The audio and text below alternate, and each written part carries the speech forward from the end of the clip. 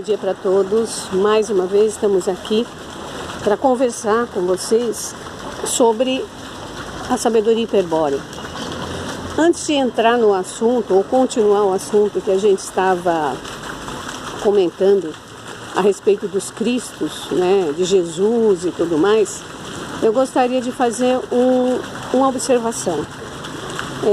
Há pessoas que comentaram, ou uma pessoa, na verdade, comentou aqui nos vídeos, né, nos comentários, que a gente lê um livro e aí a gente acha que a verdade está naquele livro, que a gente não está desperto, e uma série de coisas que essa pessoa falou, até um pouco ofensivas, né?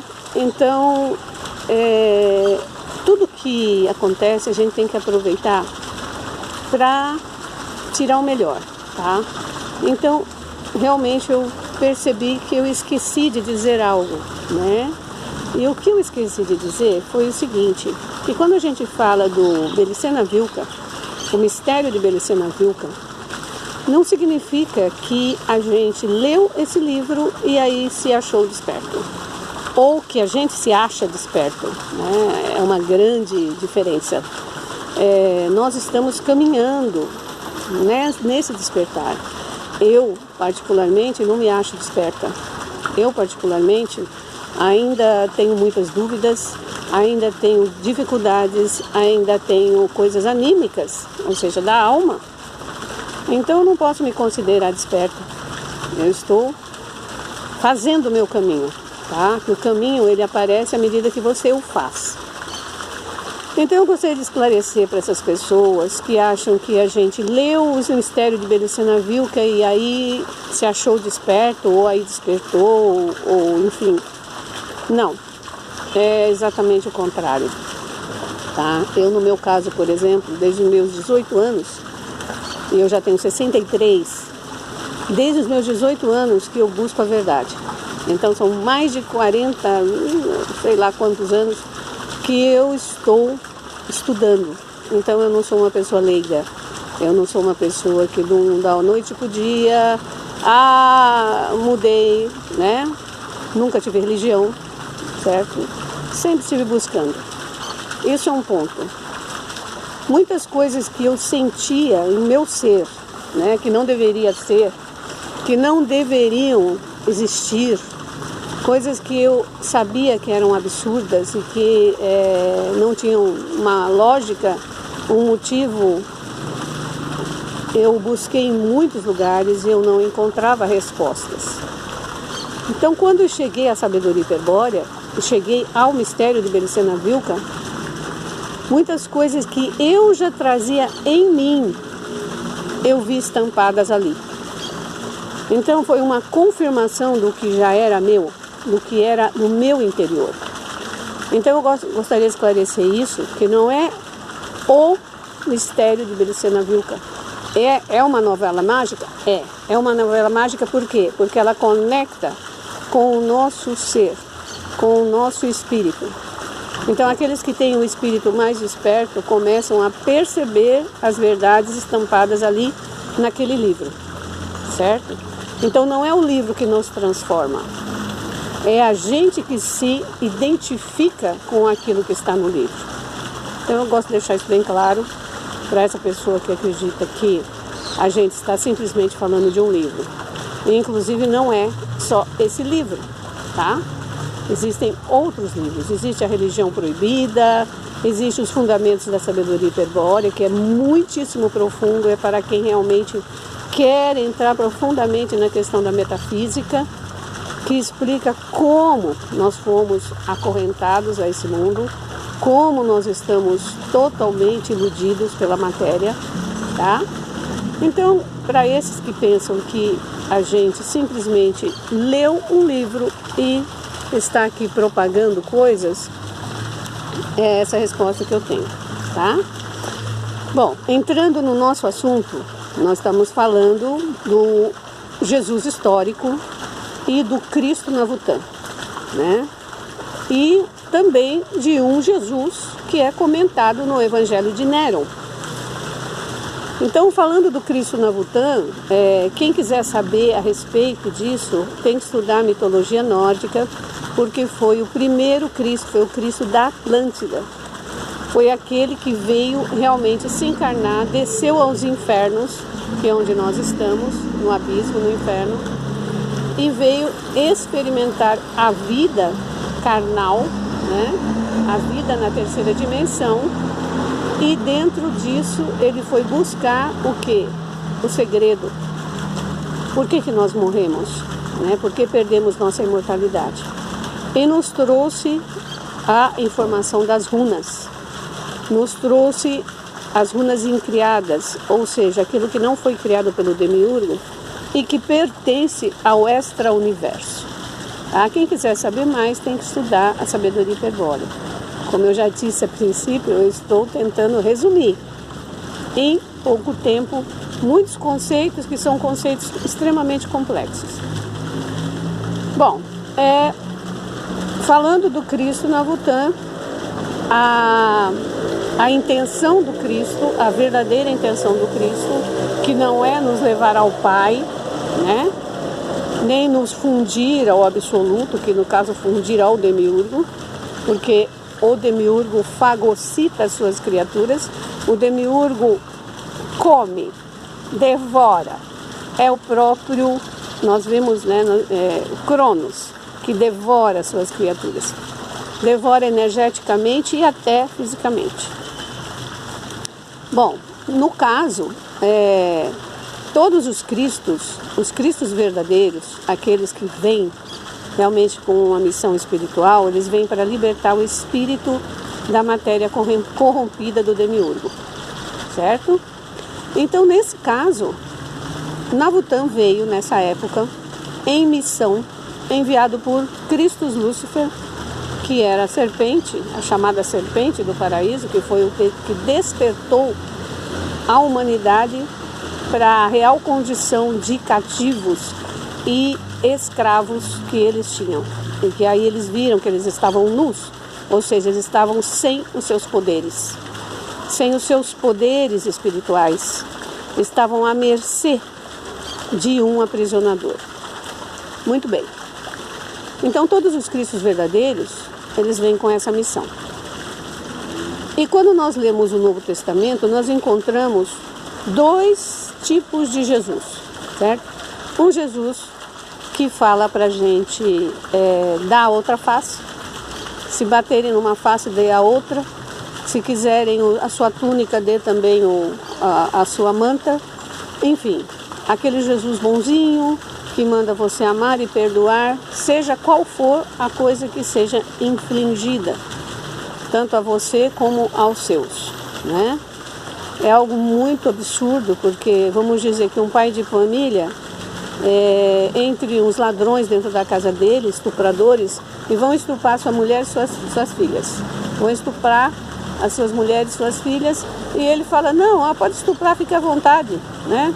Quiser mais uma vez, fiquem à vontade. Quiser me estuprar também, fique à vontade, tá? Então é mais ou menos isso. Eu estou falando de uma forma bem chocante para vocês verem que é um absurdo. É um absurdo o que esse Jesus diz, né? Então, uma vez ele entra no templo e destrói todo o templo, expulsa todo mundo e vira todas as barracas. E na outra vez ele fala, não, você tem que dar outra face se o inimigo vem e te agride. Então é totalmente incongruente. Se você ler o Novo Testamento completo, você vai ver um Jesus bipolar. Porque uma hora ele fala que é para você se defender, que é você usar a espada, que é você dividir pai contra mãe, e outra hora ele fala que é para você amar seus inimigos e veja bem, essa questão de amar seus inimigos não significa que você não os respeite, né? Então, veja bem, é muito interessante porque para vocês ampliarem esse tema, peguem o Novo Testamento, de qualquer Bíblia aí, não tem problema, e comecem a verificar todas as contradições que existem. Então, a partir daí, a gente parte para o Cristo, ou o Jesus, do Evangelho de Nero, que é um evangelho apócrifo. Nesse evangelho apócrifo, Nero tem amizade com esse Jesus. Esse Jesus, ele tem amizade com os altos cargos romanos. Ele é um cara super reconhecido pelos romanos. Inclusive os romanos são hiperbóreos, eles têm uma honra acima de tudo. Eles não destroem seus inimigos, eles assimilam uma cultura e mantêm os povos conquistados de uma maneira totalmente respeitosa. O romano não viola mulheres. Isso que é mostrado nos filmes do romano violar as mulheres é já algo sinárquico, porque quem é dono dos filmes, quem é dono de Hollywood, quem é dono da mídia, são exatamente os sionistas, que se infiltraram entre os judeus. Então esses é que fazem os filmes e eles é que fazem a cabeça das pessoas, é que programam a cultura. Então o pacto cultural, que é o que eles usam para manipular as pessoas, é muito bem programado, Depois eu vou falar mais sobre isso, sobre o pacto cultural e o pacto de sangue, que é comentado no mistério de Belecena Vilca e também nos fundamentos. Então esse Jesus relatado ou descrito no Evangelho de Nero é um sujeito guerreiro. Primeiro, ele é guerreiro. Segundo, ele é sábio. Terceiro, ele é respeitado. E os soldados romanos, inclusive, tinham medo dele. Aliás, os soldados romanos não. Os soldados lá do Sinédrio, Os sinedristas, os judeus. Então, esse Jesus, ele ensinava runas para casais. Ele tinha milhares e milhares de seguidores, os quais ele ensinava runas. Ele ensinava como libertar o espírito da matéria. Ele era um verdadeiro Cristo. E, segundo algumas fontes, ele seria um dos filhos de Lúcifer. Ele seria filho de Lúcifer, Assim como a gente comentou que Caim era filho de Lúcifer. Ou seja, Caim não era Lúcifer não era uma serpente, era um ser capaz de deixar a sua semente, Então isso é uma das coisas muito interessantes que a gente tem que ver. A gente tem que pesquisar muito para poder mostrar esse absurdo que existe do Jesus histórico. E como eu disse antes, os sionistas da época, ou a sinarquia da época, que é milenária, os atlantes morenos, sabendo da história do Cristo Lúcifer na Atlântida e sabendo que os povos traziam essa memória, adaptaram o Jesus histórico à história de Navutã, dizendo que ele desceu aos infernos, dizendo que ele ressuscitou, e quem ressuscitou foi Navutã. Quem conseguiu novamente as chaves da imortalidade, depois de se crucificar na árvore do terror, que é o nosso corpo físico, que é a terceira dimensão, ele ressuscitou. Tudo o que acontece com Navutã, eles trazem para o Jesus histórico como se esse fosse um Cristo. E isso era uma estratégia para quê? Era uma estratégia para manipular os povos pagãos para aceitarem esse Jesus, imposto pela cultura, e não pela tradição, e não pela memória de sangue, certo? Então, esse é um assunto extremamente vasto, claro, nós temos também que no Novo Testamento que Jesus foi morto e ressuscitou ao terceiro dia, tal, não sei o que, Só que já existem apócrifos que falam que ele não morreu.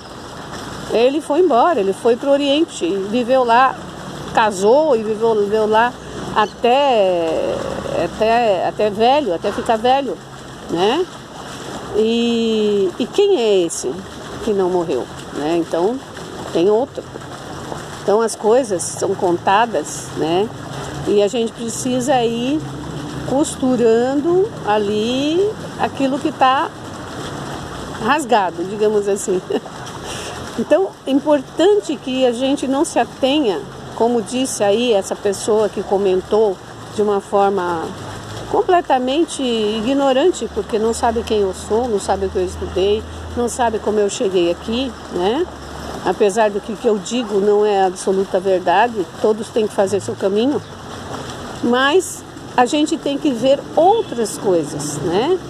Então, quando a gente chega no livro Mistério de Belicena Vilca, a gente já passou por outras informações, outros livros apócrifos, Bíblia, livros espíritas, livros orientais, tradições, enfim, são, no meu caso, mais de 40 anos de estudos, e eu acho que isso não deve ser menosprezado, né? Eu, particularmente, eu não menosprezo ninguém, eu não entro na live ou nos vídeos de ninguém para criticar a pessoa, principalmente por um motivo: eu não conheço a pessoa, eu não sei quem ela é, então eu não posso julgar, eu não posso ter juízo de valor em cima de alguém que eu não conheço e que eu não posso dar testemunho, tá? Bom, de qualquer forma, meus queridos, agradeço por mais essa oportunidade de poder me expressar. Espero que a gente possa juntos construir mais conhecimento, tá? Porque eu tenho minhas limitações e todos também têm as suas. Força e honra para todos, virtude e valor.